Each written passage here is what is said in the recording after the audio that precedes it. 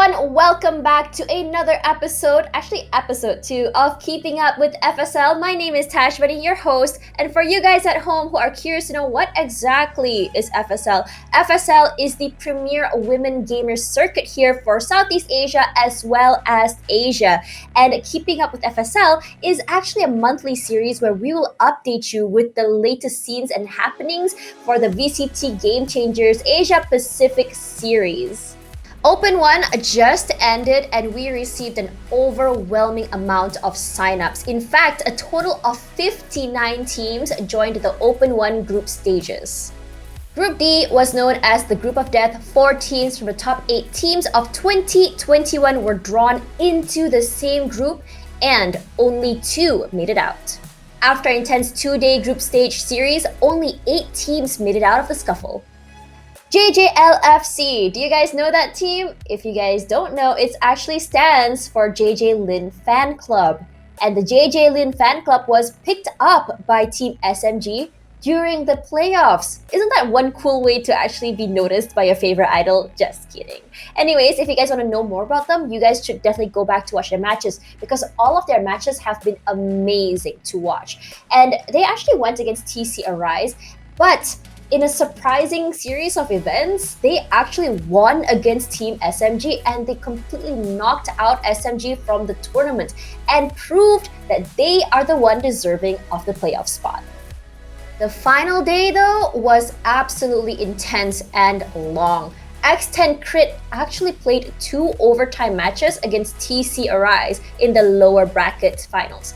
So the grand finals against AEC went all the way to game number 5, and every map in the grand finals have been absolutely close. The suspense was killing everyone who was watching at home.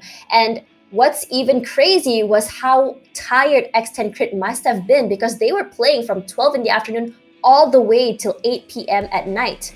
However, though, AEC remained victorious and they kept the crown once again for the Game Changer series for a 3-2 score. We're very excited to talk about Alter Ego Celeste's roster shakeup. For you guys who haven't really been following the team, Tarathiel, AEC's previous IGL, actually announced her retirement right before the Open 1. While the team seemingly is doing very well, they did take first place over in Open 1 if you guys have forgotten. Let's find out exactly what's going on with the team and how exactly they're coping with the changes. So without further ado, let's have a chat with the girls. Hello Anuri, how are you today? Hi, I'm doing okay. How about you? Oh, fine, thank you. So I'm really excited to talk to you, especially after you guys came up on top on Open number 1. So can I know, how are you guys feeling about taking the champion spot? We all feel really happy since we were actually down 1-2, right? So it was kind of a reverse sweep. So we're all very happy and very excited to win that series. So can I know what was the biggest obstacle you faced during the Open 1? Probably since our IGL kind of retired last minute, right? Napski had to she kind of have to fill the roles that our IGL left. And I guess that was maybe the hardest obstacle is to we switched our lineups last minute. Like we were supposed to play one duelist and then suddenly Ayumi played Jet for most of the maps and then Napski kind of filled the chamber role. Speaking of your previous IGL retiring, so can I know, because of Tarathiel's retirement, what fundamentals changed? I mean, you did mention that there were some role swaps, but other than that, what about the calls and everything? Well, something that has significantly changed is that we relied more on Tara's mid calls, right? But without her here, I guess everyone just kind of calls. Like, there's no one leading. It's more like everyone is calling. Yeah. Did that change really impact your gameplay, or is it sort of better now because everyone is calling? At first, I guess it was quite confusing since everyone is calling, right? So there's kind of a clash of opinions sometimes. Like someone says to go A and someone says to go B. I guess it was those minor problems at the beginning of FSL, but towards the end, towards the grand finals, it suddenly fixed itself, and I guess everything went really well. I'm so glad to hear that you finally figured it out. And because of that, despite that inconvenience, you guys still managed to make it out on top. So congratulations. So right now, you did mention that AEC has done things differently since Tarathiel's not around. Can I also know what has changed in the team? You said in terms of calls, everyone is doing calls. You mentioned that there are some role swaps. But what about outside? What about training and scrims? How is that working out for you guys?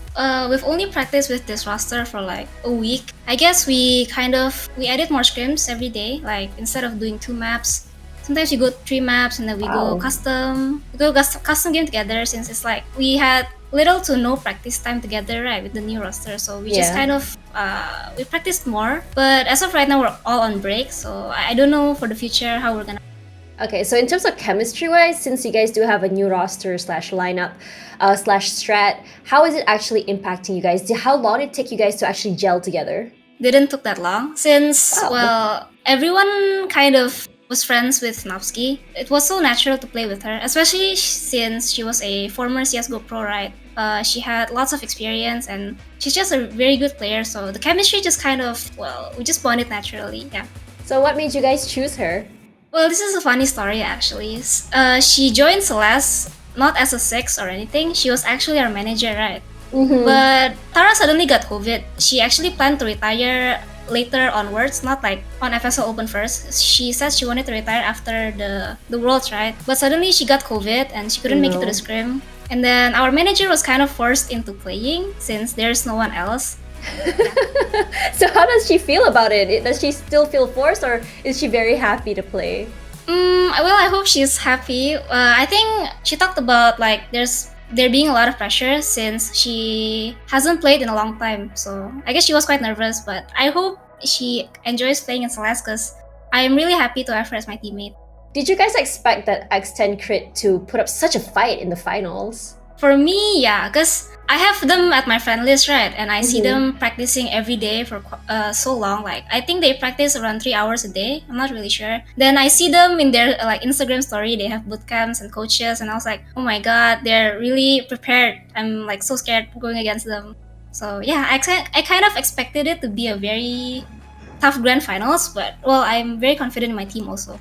Wow. So in terms of that, when you spoke about that, you guys don't really have boot camps or like proper training. It's just you guys on your own. Is that it? We don't have boot camps. We all play in our own houses. I see. Well, I guess that kind of adds to the pressure and nervousness as well. So I can imagine. So after that, just now you guys did mention as well that I think one of our other girls, Ayumi, was also sick and down with COVID. But she was still playing, so what was the mental state like for her and the rest of the team actually? During the first game, it was against Fuma Gaming, a Filipino team. I think since it was her first day getting COVID, I guess everyone was just kind of worried for her since, well, she got timing and then she was also sick. We were all like, let's go Aini, you can do this, stuff like that. She couldn't really give out comms. So we just kind of guessed what she was trying to do in the minimap. Yeah. Whenever she asks for help, right, it's just a tiny whisper. So we're just like, oh, did she just say help? Or like there was this one round in Haven at the grand finals. She was like 1v3ing in the side and I was hiding short because I didn't know what to do, right? And then I just heard like she was like, oh my God, help me. And I was like, oh, did she just say something? I was like, okay, I will swing. Yeah. Something like that. Aw, I mean, it's still cool that you guys still managed to go through it despite losing your IGL so early as well as Ayumi's sickness. Either way, congratulations. You guys by far have the most, not only the interesting backstory, but just crazy comeback as well. So I'm really excited to see what AAC will bring us for us next. So thank you so much for spending time with me, Enri, and I'll see you later. Bye-bye. Okay, thank you. Bye. Today we also have another 2 girls joining us, and they are actually from TCA or Team the Capital Arise. And I really want to know about their standout performance, placing 3rd place in Open 1. So let's have a chat with them. Hi girls! Hello! Hi! Congratulations and great performance last weekend for Open 1. I have a few questions to ask you guys, so I hope you guys will be able to have a chat with me. So my first question is, how did you guys manage to pick up Zini?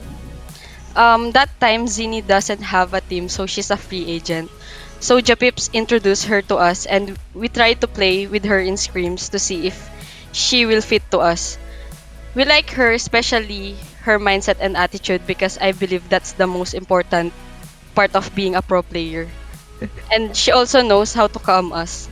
Aw, so she's like your Zen bell or something like Yeah. that. Okay, okay. So that's a quick question. If you guys are like panicking or you guys are tilted, what would she say?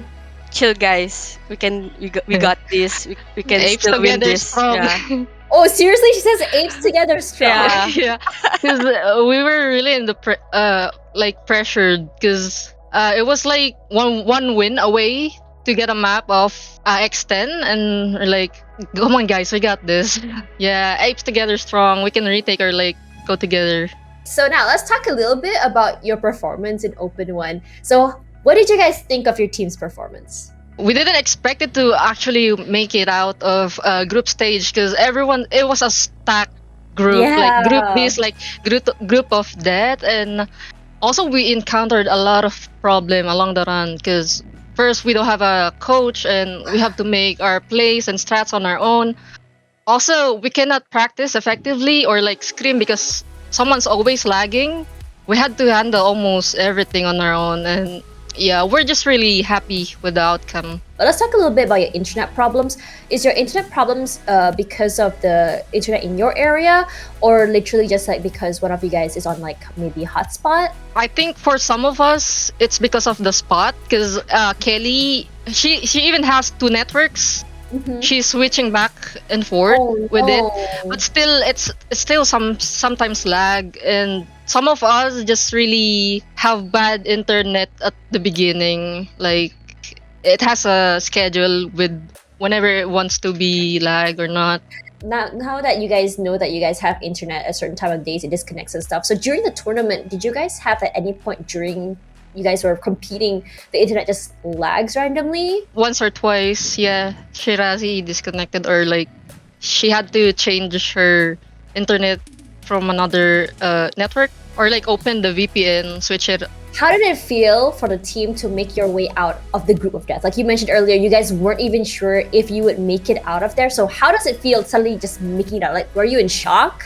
Yeah, we were in real shock because we don't know how we actually went out of that group because it was really stacked. And actually, when we beat Asteria, especially with that scoreline, it really gave us a lot of confidence with the coming playoffs because imagine playing against established teams and beating them also with a good scoreline.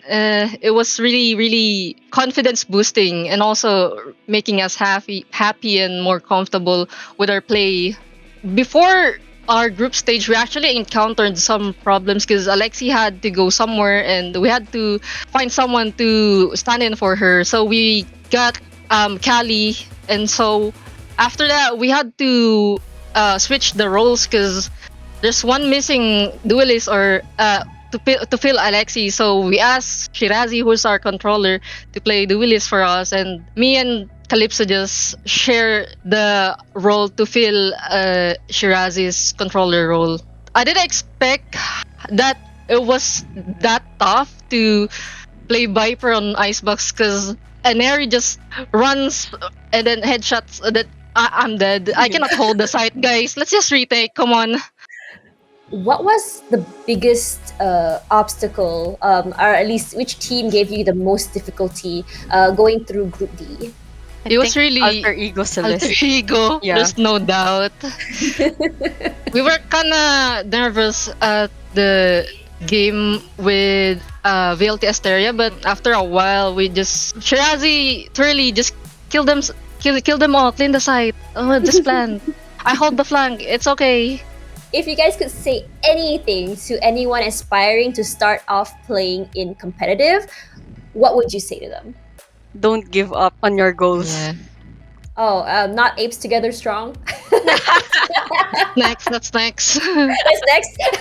Yeah, first you have to not give up first Okay. and like trust on your teammates because apes together are strong. Exactly. Thank you so much, girls, for spending some time with us to share with us how your experience have been during the VCT Game Changers. I hope to see you guys again soon with maybe better internet as well as better results. So I'll see you guys later. Bye bye. Thank you. Bye. Thank you. So what do you guys think? Open 1 was just so fun to watch from beginning to semifinals and all the way to finals. These girls brought a whole bunch of variety of gameplay, strats, and styles which were so nail-biting to watch. And what's really exciting is that the girls played their hearts out, and I'm really excited to see what else the girls of TCA as well as Accentrate can bring over the table in Open 2. For the girls who have always wanted to play in this tournament but couldn't because of rank constraints, there is another tournament for you. The Game Changers Academy signups have just opened and will be open all the way till 17th of March at 11:59 p.m. Do note that if you guys want to join this tournament, you guys have to be Plat 3 and below. Signups are only for individuals. You can find out more details on the FSL social media channels, Instagram, Twitter, and beyond, or you can check out the website gamechangers.fsl.gg. I'm Tash Bunny. I hope you guys had a fun time hanging out with me today, and I'll see you guys on the next episode of Keeping Up with FSL.